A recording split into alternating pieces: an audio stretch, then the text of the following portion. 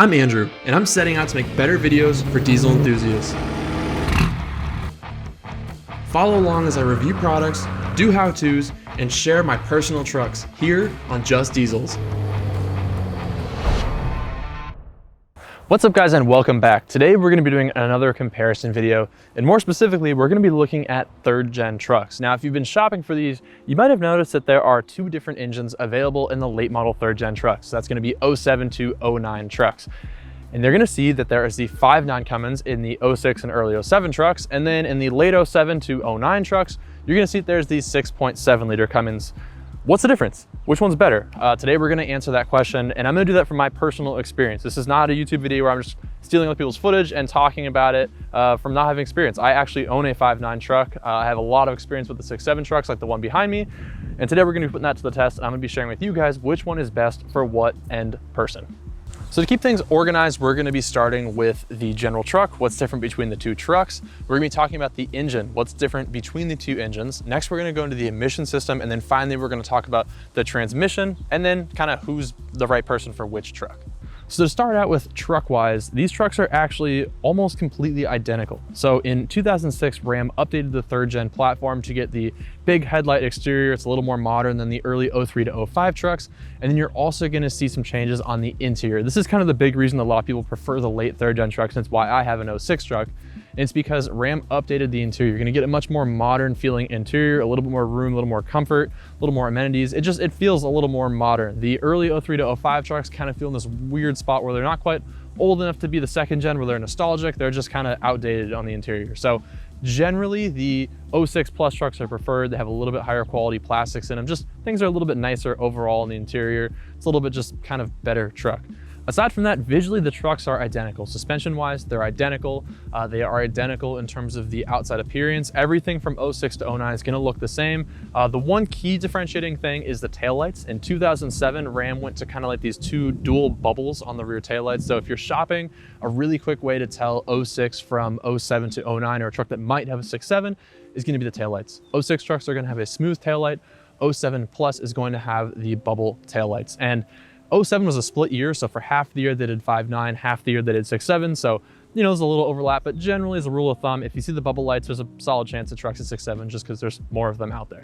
So now let's dig into the engine. This is where things are very different. Obviously you're gonna have the 5.9 in the 06 to early 07 trucks and the 6.7 in the 07 to 09 trucks, and what's different between those two engines. In terms of on-paper stats, you're gonna be seeing 325 horsepower out of the 5.9, 350 out of the 6.7. You're gonna see 610 foot-pounds of torque out of the 5.9 and 650 out of the 6.7. They both are controlled by the CP3 injection pump from Bosch, a super reliable pump, but you're gonna see key differences in the injection system as well. So the 6.7 system is going to be a little bit more robust, a little bit more reliable. It actually flows more fuel than the 5.9 injection system in terms of the rails, the injectors, and all of that stuff. The other key difference in the engine is the turbo. On the 6.7, you get a VGT turbo, or variable geometry turbo, where the vanes of the turbo actually change position. Now this is really cool because you're able to build more power at lower RPM and sustain that power in higher RPM because the turbo can kind of pretend it's a different turbo.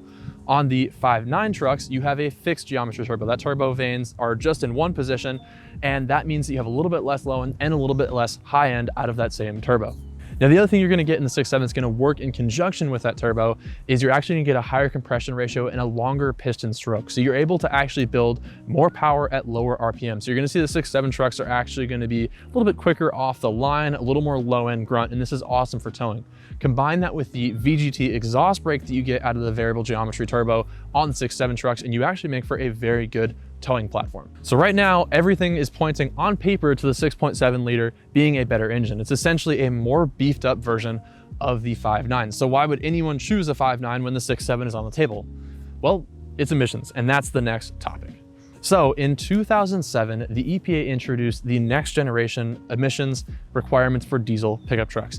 That meant that all manufacturers had to have EGR on the engine, and they had to have DPF, or diesel particulate filters, on the exhaust system.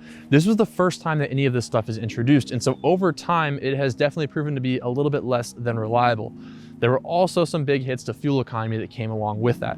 In stock form, I wouldn't say a 5.9 gets double the fuel economy of a 6.7, but it's close. It is a legitimate change.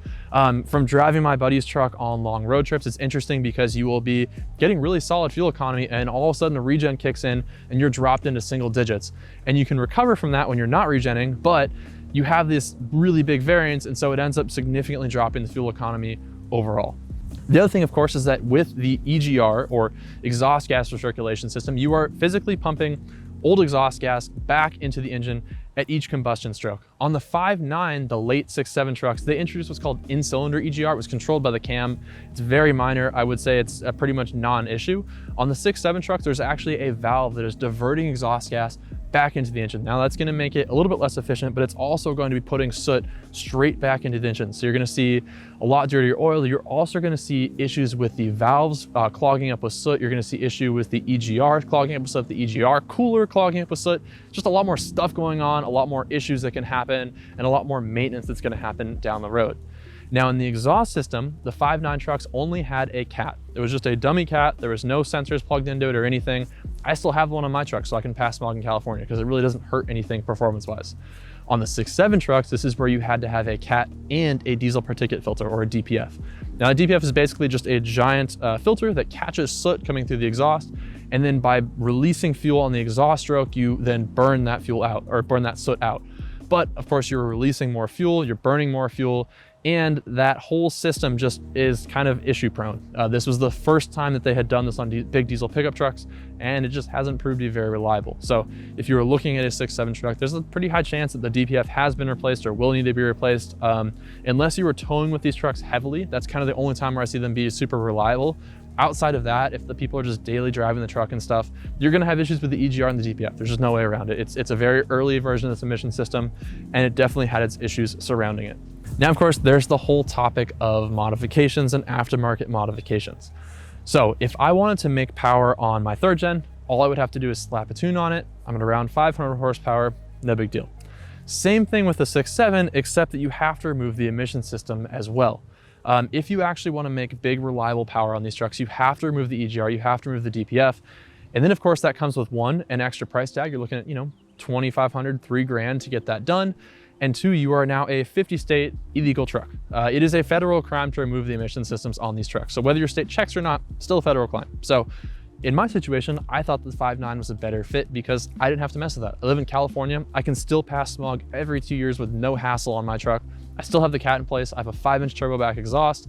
I've got EFI live tuning that I just pull off every 2 years for the smog check, and I'm good to go. If I had a 6.7 like the truck behind me, I couldn't pass smog. I couldn't have this truck in California unless I went through all kinds of back doors. It's not worth it to me. So that is one thing to consider, is that even though the 6.7 is better on paper, there's a lot of extra costs that go along with that. And that leads me into the next topic of this, which is the transmission. Now on the topic of transmissions, let's say you were looking for a manual truck. For the 06 to 09 range trucks, the manual that was available is gonna be the G56. That's a 6-speed manual, and that's exactly what is in my 2006 truck. This is a super desirable transmission, a fantastic overall setup, and it's going to be pretty dang reliable on both trucks. So if you're looking at manuals, the transmissions it's actually going to be completely equal. This trans will happily take around 500 horsepower with an upgraded clutch. Anything past that, you're probably going to be looking at building the transmission, but it'll actually take some pretty solid power numbers for a pretty long time without braking. So this is actually a really cool manual transmission, and it's why I selected it in mine. And this is available in both trucks. So if you're comparing manual to manual, the big thing is actually going to be the engine and the emission system surrounding it as the key difference between them. So the 5.9 trucks are going to have the 48RE transmission. That's a 4-speed transmission. This is going to be kind of the relative of what was on the 2nd gen trucks. I'm not going to lie, it does hold up okay in stock form, but it's definitely not a fantastic transmission. One, it's only 4 gears. So on a diesel, the more gears you have, the better, because it keeps the truck in its power band. It's a very narrow power band than a diesel, so the more gears, the better. And a 4-speed isn't quite cutting it. That said, they're pretty easy to build, and they hold a stupid amount of power when they are built. If you are going to be doing a built 48 or 47 transmission, you're only looking at somewhere between like $4 to $6 grand for a very reasonable build that will hold 500-ish horsepower. On the 6.7, you have the 68 RFE transmission. Now that is a 6-speed transmission, which actually from the driver's seat of the truck drives a lot better. It has a lot more positive torque converter lockup. It puts the power down a lot better than the 48 in stock form. And it's also going to have more gears. The truck's just gonna be a little bit more efficient in its general power band. It actually is an okay transmission in stock form. The problem is you throw extra power at it and it also will die just like the 48. Neither one of them really is very reliable with extra power. The catch on the 68 is that it's a lot more complicated transmission, and so it's a lot more complex and expensive to build. If you were going to be building a 68, you were looking at somewhere between 8 to maybe 11 grand for that same level of build to hold 500-600 horsepower.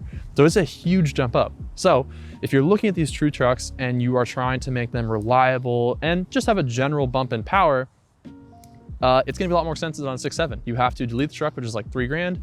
Plus you're looking at an extra 3 grand or so in the transmission. So it's like $6,000 more to get to the same level of reliability and power that you got out of the 5.9. So that gets into the final topic of this, and that is which truck is right for which person. If you were someone like me that's looking to either keep the truck stock or do a very basic power build, just, you know, making like 400 horsepower, something like that, nothing crazy, I think that the 5.9 trucks are a better option. I think that they are simpler, you can do everything cheaper, and while the initial purchase price of the truck might be a little bit higher because it's only a 1.5 year span of the big headlight 5.9 trucks, I think it ends up evening out because you just have less hassle down the road.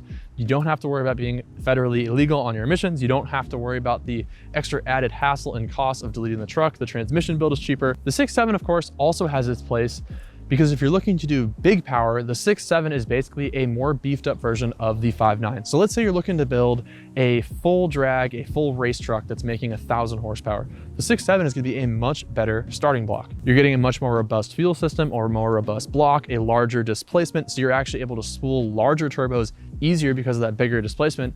And so in that situation, the 6.7 is a way better truck. You're able to get the same overall build of the truck, but you're able to make a lot more power to the engine in those big numbers with kind of more reliability. That said, I think the general consumer isn't doing that. Most people aren't doing crazy full-on engine builds with forged rods and everything else. Most people are just looking for a reliable tow rig that can pull their trailer, that can have a little bit of bump over power and just be a reliable, solid diesel truck. And that's where the 5.9s, I think, take the win. So in terms of deciding what truck is right for what person, it really comes down to your use case.